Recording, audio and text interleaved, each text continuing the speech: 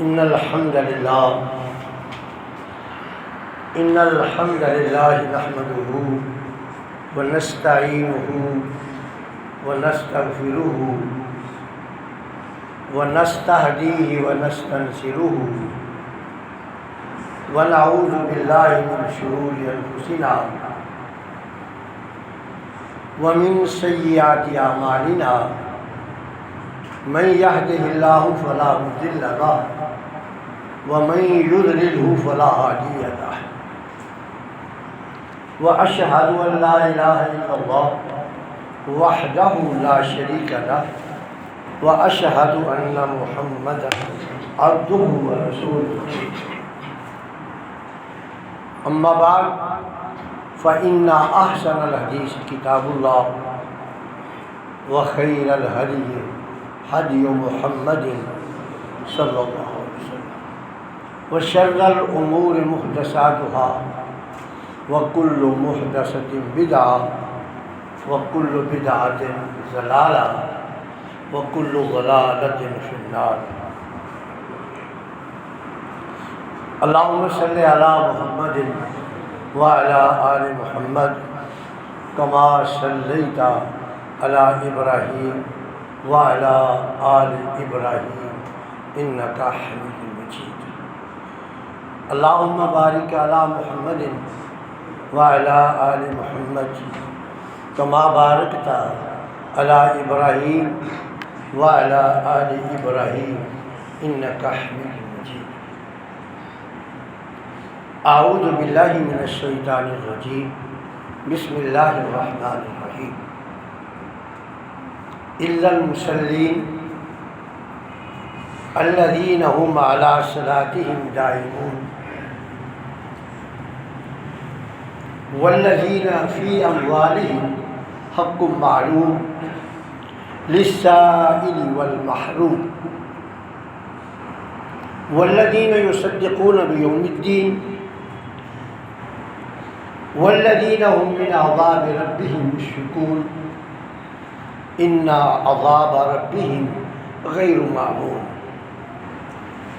والذین هم لفروجهم حافظون الا على ازواجهم او ما ملكت ایمانهم فإنهم غیر ملومین فمن ابتغى وراء ذلك فأولئك هم العادون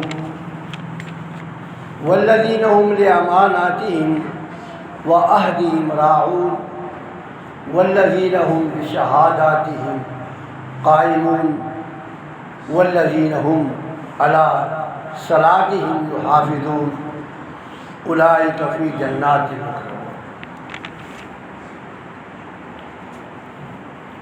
اللہ کے عذاب اور اس کی سزاؤں سے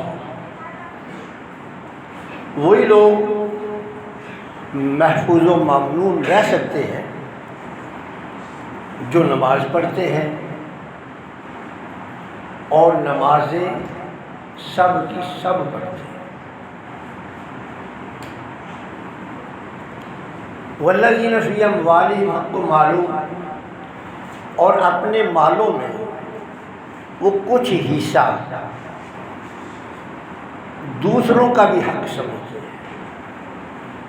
للسائل والمحروم وہ دوسرے کون ہیں؟ کچھ در بدر جا کر بھیک مانگتے ہیں اور کچھ سفید پوش اپنے نفس کو مجروح ہونے سے بچانے کے لیے اپنے گھروں میں فقہ کشی کرتے ہیں. والذین یصدقون بیوم الدین اور ان کی ایک صفت یہ ہے کہ وہ جزا سزا پر یقین رکھتے ہیں. والذین هم من عذاب ربهم مشفقون اور وہ اپنے رب کے عذاب سے ڈرتے ہیں، خوف زدہ ہے. ان عذاب ربهم غیر مأمون جس کو ان کا رب عذاب دینا چاہے کوئی طاقت نہیں کہ پھر اس عذاب سے اس فرد کو کوئی محفوظ کر سکے۔ والذین هم لفروجہم حافظون، اور وہ لوگ ہیں جو اپنے نگاہوں، اپنے خیالات اور اپنی عزتوں کی حفاظت کرتے ہیں۔ الا علی ازواجہم او ما ملکت ایمانہم، ہاں یہ تسکین نفس کے لیے ہم نے جو ان کے لیے جائز ذرائع رکھے ہیں ان میں وہ اسے خوب دل کھول کر لے، اس پر ان پر نہ صرف قدغن نہیں بلکہ ان کی حوصلہ افزائی کی جائے۔ ومن ابتغى وراء ذلك، اور جو تسکین نفس کا ذریعہ اس کے علاوہ تلاش کرے گا، فاولئک هم العادون، وہ بہت بڑی زیادتی کرنے والا ہے۔ والذین هم لأماناتهم وعہدهم راعون، اور ان کا ایک وصف یہ بھی ہے کہ وہ باہمی امانتوں کی اور باہمی عہد کی پاسداری بھی کرتے ہیں۔ والذین هم بشہاداتهم قائمون، اور جو وہ گواہی دیتے ہیں نا اس گواہی پر وہ قائم بھی ہیں، خواہ اس گواہی کا تعلق حقوق اللہ سے ہو یا حقوق العباد سے ہو۔ والذین هم علی صلاتہم یحافظون، وہ صرف ساری نمازیں پڑھتے ہی نہیں بلکہ نمازوں کے اوقات اور اس کے طریقہ کار کی بھی حفاظت کرتے ہیں۔ قرآن مجید کے مطالعہ سے یہ معلوم ہوتا ہے کہ جتنے بھی انسان ہیں، آدم علیہ السلام سے لے کر آخری ولد آدم تک، وہ تین قسموں میں سے نا کسی ایک قسم کے ہیں، یا تو مومن ہے یا منافق ہے یا کافر ہے، اس کے علاوہ کوئی اور چوتھی کیٹیگری نہیں ہے۔ اور یہ جو تین قسمیں ہیں آگے پھر ان کی قسمیں، مومن ہے ایک ادنا درجے کا ہے، ایک متوسط درجے کا ہے، ایک اعلیٰ درجے کا ہے۔ اسی طرح نفاق ہے، نفاق کی پہلے دو قسمیں ہیں، ایک اعتقادی منافق ہے، یہ کافر سے بھی زیادہ برا ہے، اور ایک عملی ہے، عملی کے پھر درجات ہیں، اس کے 4 درجات ہیں، اور پھر ایک کافر ہے الکفر دون کفر، ایک یہ ہے کہ مشرک بھی ہے ظالم بھی ہے، ایک مشرک تو ہے ظالم نہیں ہے، تو بہرحال یہ درجہ بندی بات کی ہے، ویسے 3 ہے۔ اور یہ قرآن مجید کے اندر تینوں کے کردار موجود ہیں، اور اللہ تعالیٰ نے ہم میں سے ہر ایک کو یہ مخاطب کر کے کہا ہے کہ تمہارا ذکر ہے اس میں، وَأَنزَلْنَا إِلَيْكَ الذِّكْرَ، کہ تمہارا ہم نے جو تمہاری طرف قرآن نازل کیا نا، فی ذکرکم، اس میں تمہارا ذکر ہے، لیکن اب تم نے تلاش کرنا ہے، افلا تعقلون، اس کو تلاش کرنے کی کوشش کرو ذرا کہ یہ جو 3 درجات ہیں ہمارا ان میں سے کس کے اندر نام آ رہا ہے۔ لیکن یہ کب ہمیں پتہ چلے گا؟ جب ہم اس کی تلاوت کریں گے، جب ہم اس کو سمجھنے کی کوششیں کریں گے، پھر ہمیں پتہ چلے گا۔ اگر ہم اس کی تلاوت تو کرتے ہیں یا کسی خوش الہان قاری کی یا کسی خوش الہان خطیب کی سے تلاوت سنتے ہیں، بھلے اس میں ہمارا ذکر ہو کہ بھئی یہ کام کرنے والے جہنمی ہیں، اور ہم کہہ رہے ہیں سبحان اللہ، کیونکہ ہمیں پتہ ہی نہیں کہ وہ کیا کہہ رہا ہے، ہمیں تو نہیں پتہ کہ وہ ہمارا ذکر کر رہا ہے، ہمیں تو بس اس کی آواز پسند آئی ہے، اس کی ادا پسند آئی ہے، ہمارے کانوں کو دل کو اچھی لگی، ہم نے کہہ دیا سبحان اللہ۔ تو میرے بھائی، ضرورت اس بات کی ہے کہ ہم اس کو نہ سمجھیں، کہ یہ ہمارا ذکر ہے کہاں. اور یہ بات یاد رکھیے، جہاں ذکر ہے نا ہمارا، وہی ہماری جزا اور سزا کا بھی تذکرہ ہے. ایسا نہیں ہے کہ ذکر کیا ہے مگر جزا سزا نہیں بتائی. اور جزا سزا جو ہے نا، اس کا اصل دن جو ہے نا یہ قیامت ہے. یہ بات یاد رکھیں. دنیا جو ہے نا یہ جزا سزا کا مقام نہیں ہے، یہ دارالعمل ہے، وہ دارالجزا ہے. وہاں عمل کسی کام کا نہیں، اور یہاں جزا سزا جو ہے وہ عمل کے مطابق نہیں ہے. یہ بات یاد رکھیں. اگر کوئی آدمی ناز و نعمتوں میں ہے، تمنگری میں ہے، مصائب سے بچا ہوا ہے، تو وہ مت سمجھے کہ میرا مالک مجھ پہ راضی ہے.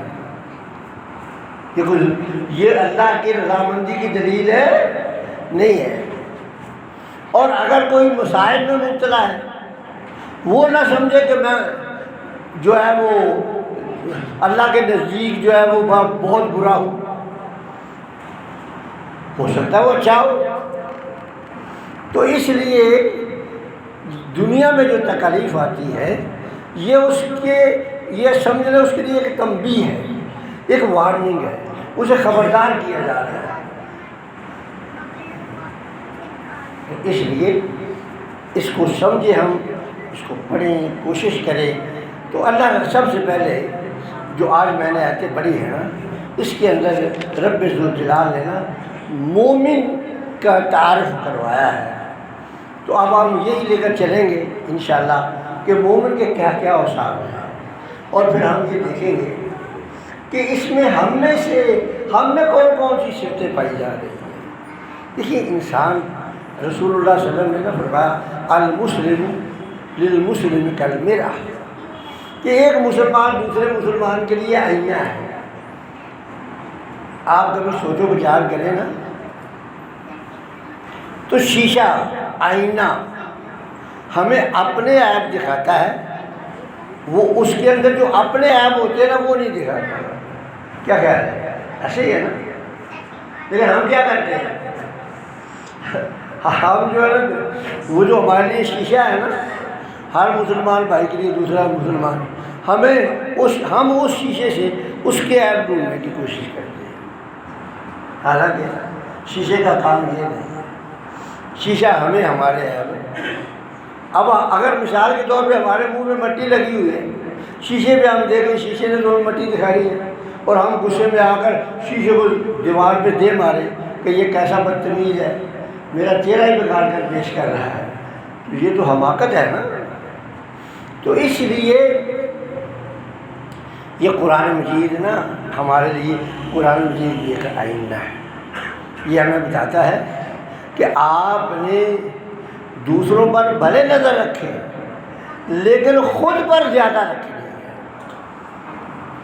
اور میں آپ کو یہ بات کئی دفعہ بتا چکا ہوں کہ معاشرے کی اصلاح فرد سے ہوتی ہے، فرد کی اصلاح معاشرے سے نہیں ہوتی. فرد ٹھیک ہوگا معاشرہ ٹھیک ہو جائے گا.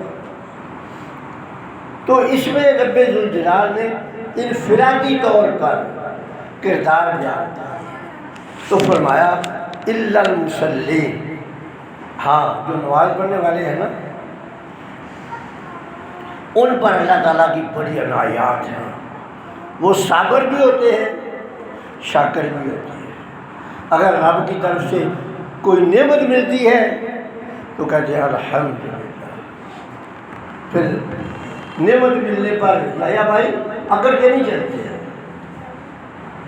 نعمت ملنے پر گردن جھکتی ہے، شکر ادا کرتے ہیں کہ یا اللہ یہ جو کچھ دیا ہے یہ تیری عنایات ہے.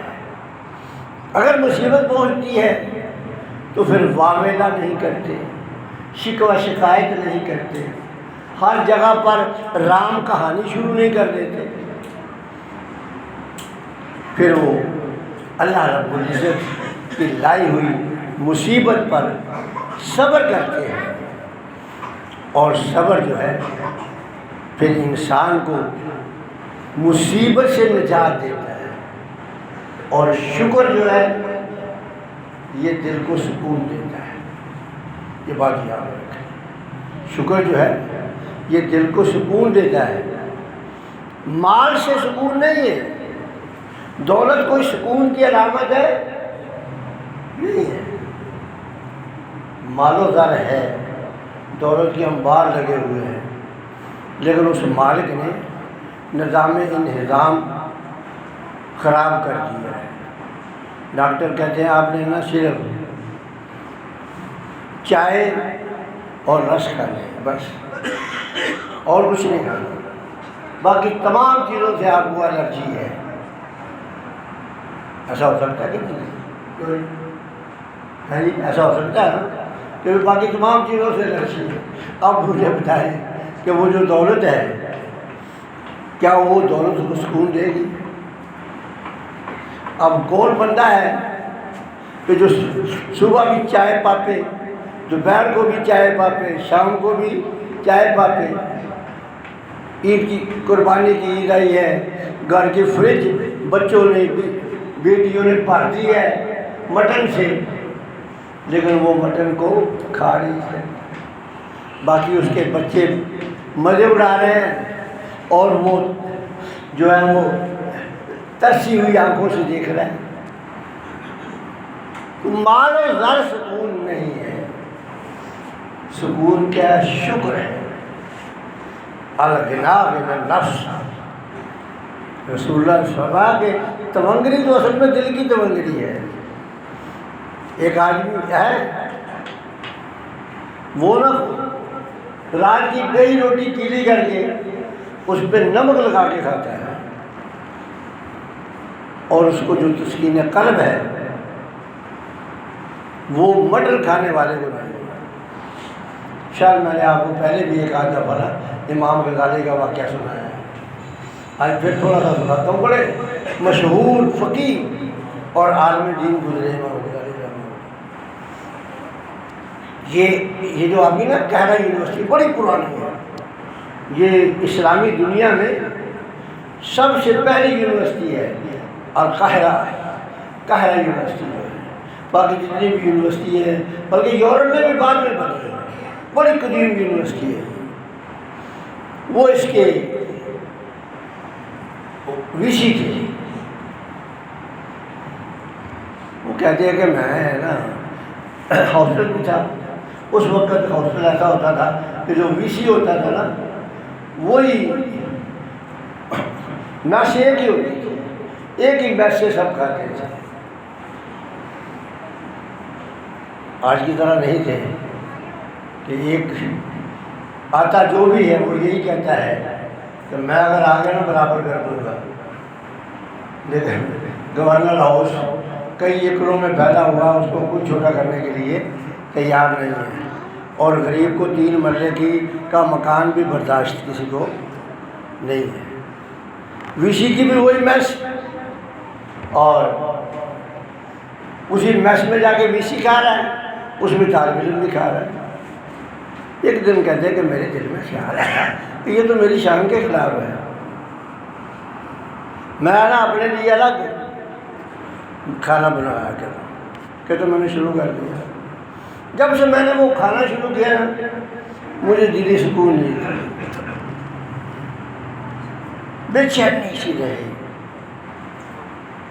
کہتا میں 2-3 سال گزرے، حج کے لیے چلا گیا، وہاں جا کر شرح صدر ہوئی کہ بادشاہ بھی غریب بھی ایک ہی لباس پہنا ہوا ہے اور سب کی زبانوں پہ ایک ہی ترانہ ہے۔ کہتا میں نے دل میں سوچا کہ میری بے سکونی کی اصل وجہ یہ ہے کہ میرے پاس ایک چھوٹا سا عہدہ ہے، اور میں نے وہ اس عہدے میں ایک صرف کھانا الگ کیا ہے، کر لیا ہے۔ کھانا کسی کو کیا پتا کہ میں نے کیا کھایا کیا نہیں کھایا، کس کے ساتھ بیٹھ کر کھایا کس کے ساتھ بیٹھ کر نہیں کھایا۔ وہ تو ایک پردے والی بات تھی، مجھ سے وہ برداشت نہیں ہو سکی۔ یہاں تو بادشاہ بھی اسی لائن میں لگا ہوا ہے اور فقیر بھی اسی لائن میں لگا ہوا ہے اور لباس بھی ایک جیسا ہے، تو اللہ تو چاہتا ہی یہ نہیں ہے کہ یہ امتیازات باقی رہیں۔ کہتے میں نے واپس آیا اور اپنا میس پھر انہوں نے شامل کر لیا، دل کو پھر وہی سکون راحت محسوس۔ تو اصل سکون جو ہے نا وہ صبر اور شکر میں ہے، یہ بات یاد رکھیں۔ اور آپ ان لوگوں کا کردار پڑھ لیں جو صبر اور شکر کرتے تھے کہ وہ کس قدر مطمئن نظر آتے تھے، ان کے چہروں پہ رونقیں۔ تو فرمایا اللہ اکبر، الذین ھم علی صراطہم دائمون، کہ وہ ان کی ایک نشانی یہ ہے کہ وہ ساری نمازیں پڑھتے ہیں۔ ایسا نہیں ہے ایک پڑھ لی 4 چھوڑ دی، 3 پڑھ لی 2 چھوڑ دی، 4 پڑھ لی 1 چھوڑ دی، نہیں۔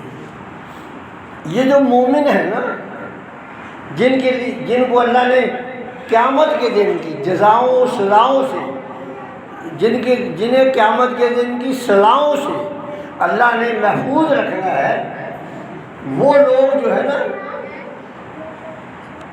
ساری کی ساری نمازیں پڑھتے ہیں۔ اللہ اکبر، والذین فی اموالہم حق معلوم، اور وہ یہ سمجھتے ہیں کہ اگر جو محنت میں نے کی ہے، کمایا میں نے ہے، مگر طاقت اور توفیق میرے مالک نے دی ہے۔ ایسے ہی ہے کہ اگر وہ طاقت اور توفیق نہ دے تو کیا کر سکتا ہے انسان؟ 4 بھائی پہ لٹا دے گا، پڑا ہے۔ وہ سمجھتا ہے کہ میرے مالک نے مجھے توفیق دی ہے، میرے مالک نے مجھے طاقت دی ہے، اس نے مجھ سے مطالبہ کیا ہے کہ دیکھ میں نے تجھے توفیق دی ہے، میری اس توفیق کا تقاضا ہے کہ تیرے مال کے اندر ان کا حق بھی ہے جو در بدر مانگتے ہیں، جو مانگتے نہیں ہیں لیکن اپنی عزت نفس کو مجروح ہونے سے بچانے کے لیے اپنے گھر کی 4 دیواری میں اپنی عزت بچا کر بیٹھے ہوئے ہیں۔ اور یہ بات یاد رکھ لیں، ایک سفید پوش کو دینا خود تلاش کر کے یہ زیادہ باعث ثواب ہے بمقابلہ اس کے کہ جو در بدر بھیک مانگتے ہیں ان کو آپ دیں۔ آپ سیرت پڑھ کر دیکھ لیں، جو در بدر بھیک مانگنے آتے تھے نا، ان کو کسی کو 1 کھجور دے دی، کسی کو 2 کھجوریں دے دی، اور جو ایسے نہیں تھے، ہاتھ نہیں پھیلاتے تھے، ان کے بارے میں رسول اللہ کو پتہ چل جاتا تھا نا کہ اس کو یہ بھوک لگی ہوئی ہے، تو اس کو 1 کھجور 2 کھجوریں نہیں دیتے تھے، اس کو اپنے گھر لے جاتے تھے، جا کر پوچھتے تھے گھر میں کچھ ہے؟ اگر ہوتا تو گھر وہ اس کو پیش کر دیتے، اگر نہ ہوتا تو کسی اڑوس پڑوس سے کہتے کہ بھئی ایک مہمان کی مہمان نوازی کر سکتے ہیں۔ تو یہ جو ہے نا اس کو سفید پوش کو تلاش کر کے دینا، اس کا زیادہ ثواب ہے، لیکن ہم یہ تلاش نہیں کرتے، کوئی ایسا نہیں، ہم نے کبھی لام نہیں کیا۔ یہ جس محلے میں ہم رہ رہے ہیں، جو ہمارے رشتہ دار ہیں، عزیز و اقارب ہیں، ہمارا فرض بنتا ہے، کیونکہ اللہ کہہ رہا ہے کہ والذین فی اموالہم حق معلوم للسائل والمحروم، کہ بھئی یہ جو ان کے پاس مال ہے نا، ان پہ اس مال کے کچھ حصے پر حق ہے در بدر مانگنے والوں کا بھی، اور جو محروم ہے مانگتے نہیں ہیں۔ اب ظاہر ہے کہ مانگنے والا تو ادھر سے 1 کھجور لی، 2 ادھر سے لی، 3 ادھر سے لی، شام سے پہلے پیٹ کے برابر گزارا کر لے گا، اور نہ مانگنے والا تو بیٹھا ہے، رات گزر گئی تو گزر گئی، اس کو تلاش کریں۔ اللہ والذین یصدقون بیوم الدین، یہ سارے کام وہ کیوں کرتے ہیں؟ یہ اس کا سبب بھی بتایا کہ سارے وہ کام اس لیے کرتے ہیں کہ ان کو یقین ہے کہ ایک دن ایسا آنا ہے جو دار الجزا سزا ہے، عمل کا دروازہ بند ہو جانا ہے۔ اس دن بڑے بڑے لوگ دعوے کریں گے کہ یا اللہ اب ہمیں پوری سمجھ آ گئی ہے، اب ہمیں ایک بار دنیا میں بھیج دو۔ اللہ کہے گا نہیں، بس اب کچھ نہیں، اب یہ جو وقت تھا وہ پیچھے گزار آئے ہو، اب تو آپ نے سامنا کرنا ہے اپنے اعمال کا، جو کچھ کیا ہے اس کا لین دین کرنا ہے آج۔ تو یہ جو اوصاف، اچھے اوصاف جو پیدا ہوتے ہیں جن سے انسان مومن بنتا ہے، پھر اس کے ایمان میں اضافہ ہوتا چلا جاتا ہے، اس کی بنیاد صرف یہ ہے کہ اس کو یقین ہوتا ہے کہ میں ایک دن ایسا آئے گا جو میں کہہ رہا ہوں، جو میں کر رہا ہوں، اس کی مجھے سزا بھی مل سکتی ہے اور اس کی مجھے جزا بھی مل سکتی ہے۔ اور اگر یہ یقین ہو جائے نا بندے کو تو اللہ کی قسم برے خیالات پاکیزگی میں بدل جاتے ہیں۔ اور آخری چھوٹی سی حدیث ختم بیان کر کے آپ کو ختم کرنے لگا ہوں، اور بڑی نصیحت ہے اس میں۔ ایک صحابی ہے، اس نے کہا اللہ کے رسول، کبھی کبھی نا دل میں ایک خیال پیدا ہو جاتا ہے، وہ بڑا ہی بوجھل ہوتا ہے، دل کو بے چین کر دیتا ہے۔ آپ نے فرمایا پھر اس نے کہا اللہ کے رسول، جب تک وہ رفع نہیں کر دیتا اس وقت تک دل بے چین ہی رہتا ہے۔ رسول اللہ نے فرمایا یہی تو ایمان کی حلاوت ہے، یہی تو ایمان کی مٹھاس ہے کہ جب برا خیال بھی دل میں آتا ہے تو وہ بندہ بے چین ہو جاتا ہے، اور اگر ایک وقت ایسا ہے وہ برائی کر کے محظوظ ہوتا ہے، اور ایک ایسا بندہ ہے کہ وہ برائی کے نام سے بے چین ہوتا ہے، اور جو برائی کے نام سے بے چین ہوتا ہو جائے وہ سمجھے کہ میں ایمان کا ذائقہ چکھ رہا ہوں۔ اللہ سے دعا ہے کہ مجھے بھی اور آپ کو بھی عمل کی توفیق دے۔ وآخر دعوانا الحمدللہ رب العالمین۔